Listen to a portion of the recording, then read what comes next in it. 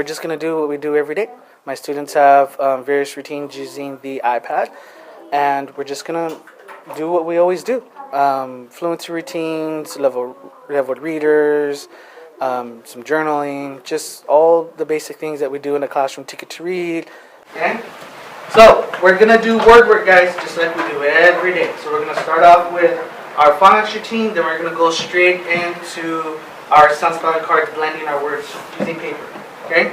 So all together. I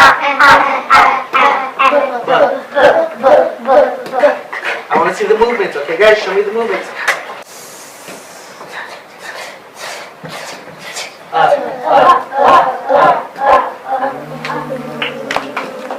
I like paper because it was a free app. It was an award-winning app. I believe it was App of the Year. So we use that for journaling, and we use that for art. I use it for word work. In the mornings, I use iBooks a lot. We have our sound spelling cards on iBooks. We have our leveled fluency on iBooks. We have our level readers. I'm not sure if I mentioned that on iBooks. And so our morning, really, our routines revolve around fluency, level reading, and we use iBooks for that. We've recently begun using Book Creator for writing, and my advanced students that have really mastered their writing skills. Right now we're focusing on sequencing, and so when they're done with their writing, then they can take what they wrote, what they finished using, right from the beginning, they can transition that onto Book Creators. It's just countless apps. Reading Raven, 1 and 2, Word Families, V1, V2. There's just a ton of really good apps.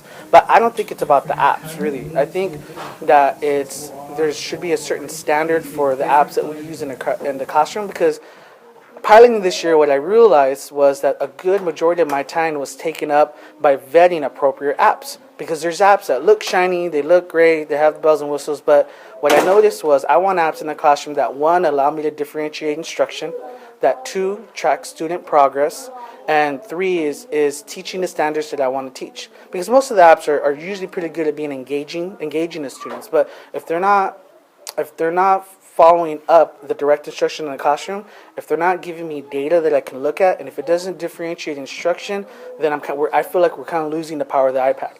Because really, the whole great thing about having iPads in the classroom is to be able to differentiate instructions per student. That's why we're one-to-one. If not, if they're all going to be doing kind of the same thing anyway, then that's kind of direct instruction all over again, and that's kind of just like having a little mini projector screen in front of them. So if they're all going to be doing the same thing, I might as well just be showing it on my smartboard, or if teachers have projectors. But if we're going to give every student an iPad, I think that we should choose apps that level to their ability. Like, for example, Ticket to Read. I understand Ticket to Read is not really an app. It's a web-based program that we can access using an iPad. But another example would be Reading Raven. That differentiates instruction according to where the student is at.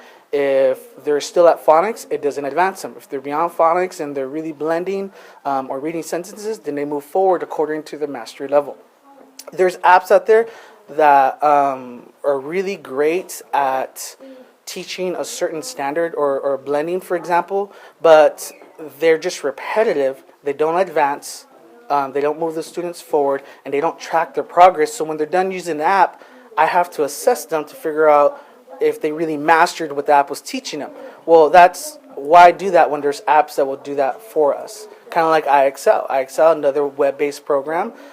Great for the students. They practice a certain standard. If they advance, iExcel will move them forward. I can track that data, and I can use that to inform my assessment. And I think that's the power behind the iPad. Before. So our pattern here is O-R-E. I should see O-R-E in a different color, please.